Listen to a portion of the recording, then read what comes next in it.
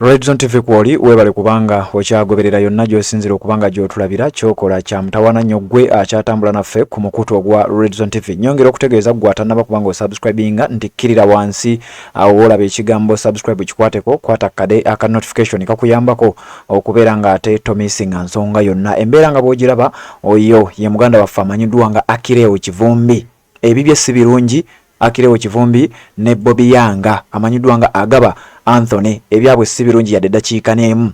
Essaawa eno yennyini wenjogerera bano nno baakudda mu kkooti ng'ennaku z'omwezi 21 omwezi guno gwennyini jjukira olwaleero ziri 15 kitegeeza balina ennaku endala 6 nga bali mabega wa mitayimbwa emisango egitayogerwa era egitamanyiddwa lwaki babavunaana. Gwampuliriza ku mukutu ogwa Red Zone TV nyongera okutegeeza nti kkirira wansi awolaba ekigambo subscribe nga tonna subscribinga kikwateko kwata kade aka notification ogenda kuba tomisinga nsonga yonna. Achileo Kivumbi yawambibwa gye buvuddeko ebyo zo bimanyi era tuzze tubikugamba gwazze agoberera omukutu guno nkakasanga byenjogerako obitegeera. Achileo Kivumbi yawambibwa mu bitundu by'e Nansana bwe yali agenda otuuka ewuwe mu maka ge era esasa ge yaliwo wagimanya bulungi nnyo. Kakati we twogerera emyezi gyekulungudde tugenda myezi kumpi 3 oba 4 nga Achileo Kivumbi bambi ali mu kubeera nga abonera mabega wa mitayimbwa ku misango egitannaba kubeera nga gitegeerekeka. Bajja okwaza ewakaawe ne bategeeza nti bambi bamusanga ayinayo ebyambalo by'amagye n'ebintu ebirala ebifaanana bwe bityo, wabula mukazi we yavaayo n'ategeeza eggwanga nti bino byonna jasi baagadde kubimusibako babeere nga ate bamuteekayo. We twogerera ttiimu y'abannamateeka ey'ekibiina ekya National Unity Platform ng'ekulembeddwa Honorable Shamim Malende bagenzeeyo ewa Achileo Kivumbi era bye bajjeeyo ogenda biwulira mu katambi ke ngenda okuba nga nkuwa. Agaba Anthony amanyiddwa nga Bobi yanga era naye ku lunaku lwe lumu agenda kubanga akomezebwawo mu kkooti eya Buganda Road no kkooti y'amagye emakindye eno General Court Martial eyabadde ewoozesa bali era Agaba Anthony oba Bobi yanga ate ye gyali kati Shamim Malende bambi ne ttiimu ye gyatambula nayo olunaku olwaleero basiibye mu mbeera ezo bavudde emakindye ate bwe badda ku Buganda Road okulaba nga abantu bonna babayambako okulaba nga bafuna eddembe lyabwe. Kakati njagala kubanga nkuwa akatambi olabe engeri Honorable Shamim Malende bambi engeri gy'abadde apatikanamu era nnyonnyodde biki bye yasanzeeyo biki bye bamugambye na nsonga ki ezireetedde abantu bano okubanga ne we twogerera tebannaba kubeera nga beeyimirirwa. Njagala bikuwa olabe bulungi ekibaddeyo nga bwe ngenda okubanga nkulaga mu mukutu gwa Red Zone TV. Bw'oba tonna subscribinga kikole gwamaze okusubscribinga tuwe ekigalo kubanga gy'okoma okulikinga information gy'ekoma okubeera nga etambula buli muntu yenna n'abanga afuna amawulire gano nga naawe bw'ogafunye. Sebambulidde Patrick Nzemberawo nga nkuweereza kanzije mbeere nga nkulaga embeera nga bw'etambudde. Assalamu alaikum wa rahmatullahi wa barakatuh. Amanya n'eddoboozi Aji Abudu omusomi w'eddua nkola ku nsonga ez'enjawulo emirimu nga gikutataganyeko ebyenfuna byo nga bidobonkanye ne oba oli bweru wa ggwanga emirimu gya kucankalanako jangu kusomere ku ddua okubeda nedda eddua zaabaawo eddua zisomibwa omuntu n'oterezebwa mu mbeera yonna ebadde ekwesibyeko ekusibyeko akanyaga. Nina ekyoto kyensobola okukumira wadde oli bweru wa ggwanga nga toli kumpi wano n'ofuna omukisa ogwo nawe n'osomerwako ku ddua nga nkuteddeko n'akabaani Allah ajja kusaasira ajja kwanukula. Kuba ku namba yange y'essimu 0752 44 71 56 ne ku WhatsApp kwendi mpereza obubaka sobole okuyamba. Assalamu alaikum wa rahmatullahi wa barakatuh. Anga n'abayimaabe ababiri tubataddeyo bulungi mu kkooti. Kkooti neebalanga ewulirizza ensonga zaffe okulaba nti asaanidde okweyimirirwa. Naye kkooti neetegeeza nti omuwabi wa gavumenti ajja kuwa reply ye oba okuddamu kwe nga 21 October 2024. So tusuubira nti tunaakomawo ku lunaku olwo omuwabi wa gavumenti ajja kuba mweteefuteefu okurespondinga oluvannyuma tujja kufuna ensala okusaba kw'okweyimirirwa kwa Bobi yanga. Ate mu kiseera kye kimu tukomyewo ku Achileo Kivumbi era nga ye twali twamusabira dde okweyimirirwa naye ng'olunaku olwaleero omuwabi wa gavumenti akomyewo n'awakanya okweyimirirwa okwo ng'agamba nti abaamweyimirira alaba tebasaanidde weewaawo nga kuliko mukyala we ne baganda be. So tutegeezeza kkooti nti ebyo byonna byakwekwasa bwekwasa kulemesa Achileo Kivumbi kweyimirirwa. Kkooti nekkiriza nti ennaku z'omwezi 21 October egenda kuwa ensalawo yaayo mu kusabawo kw'okweyimirirwa kwa Achileo Kivumbi. Bw'obadde wa submission ogambye nti abantu bano bali substantial okubikimulinga mubadde muwakanya kiri kye bagamba nti tebatuukiridde twagala otubuuliremu gwe ky'osinziirako okugamba nti they are substantial.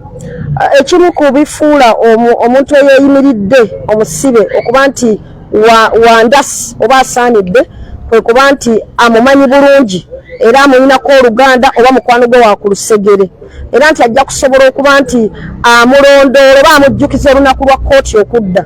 Ebyo abantu betwaleeta okwemirira Achileo Kivumbi babisobola bulungi nga bwe tutegeeza nti omu mukyala we, omulala muganda we, omulala mukwano gwe ku lusegere. So tosobola kukwata abantu abo ba mirundi esatu n'ogamba nti tebasaanidde kuba n'etteeka kye ligamba. Ky'oli eyeeyimiridde omuntu wabanga amanyi obuvunaanyizibwa bwe ng'ate ajja kusobola okujjukiza eyeeyimiridde ng'aleese n'empapula bulungi ezimwogerako, tewali ensonga yonna lwaki oba ogamba nti tasaanidde.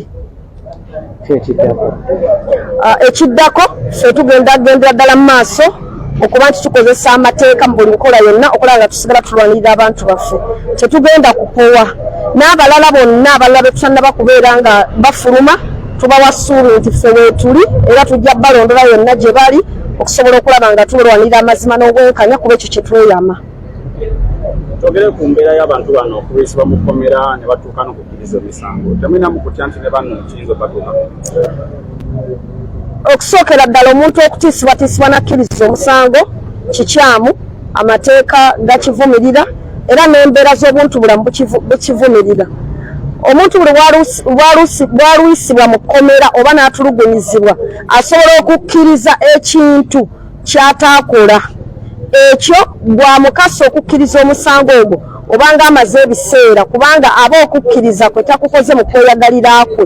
So twagala kubiriza mulanga bo bonna abagezaako okukaka abantu abaludde mu makomero okukkiriza emisango nti mukola kyabwereere kubanga omuntu asobola okukkiriza omusango naye nga ye mu mutima akimanyi teyakizza era gye buddira nga wayise ebbanga akugamba nti mutuufu embeera gye wali ontaddemu ye yali enkase okubeera nga nkola ekyo. So tukivumirira era balekerawo okukikozesa abagezaako okukikozesa.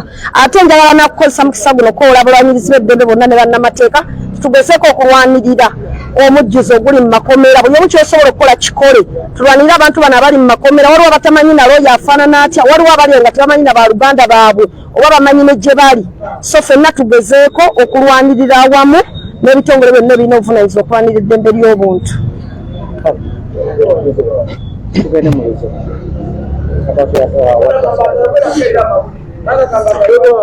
Today we appeared here in the General Court Martial for the bail application of Bobi Young, and we presented 2 sureties before court, and those sureties that were presented have been put on the court record, but we also presented the relevant documents touching those sureties and the accused person. The state has requested for time to respond to the bail application, which has been fixed for 21st of October 2024.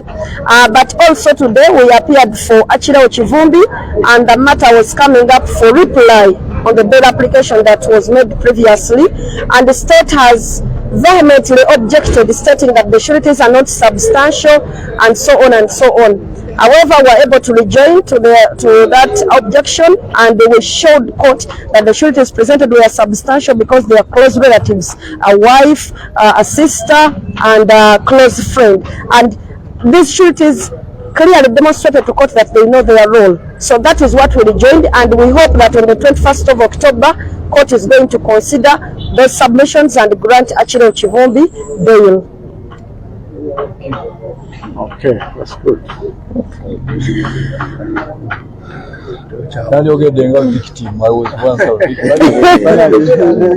Sorry.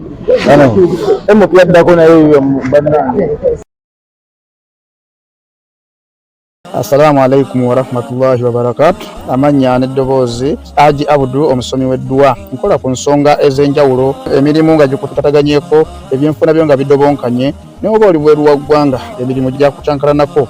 Jangu kusomere ku ddwa okuvudda nedda eddwa zaabaawo, eddwa zisomibwa, omuntu n'otereezebwa mu mbeera yonna ebadde ekusibyeko akanyaaga. Nina ekyoto kye nsobola okukumira wadde oli bweru wa ggwanga nga toli kumpi wano n'ofuna omukisa ogwo nawe n'osomerwako ku ddwa nga nkuteddeko n'akabaani. Allah ajja kukusaasira, ajja kwanukula.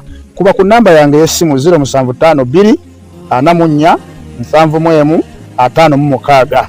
ne ku WhatsApp kwendi mpereza obubaka sobole okuyamba. Assalamu alaikum wa rahmatullahi wa barakatuh.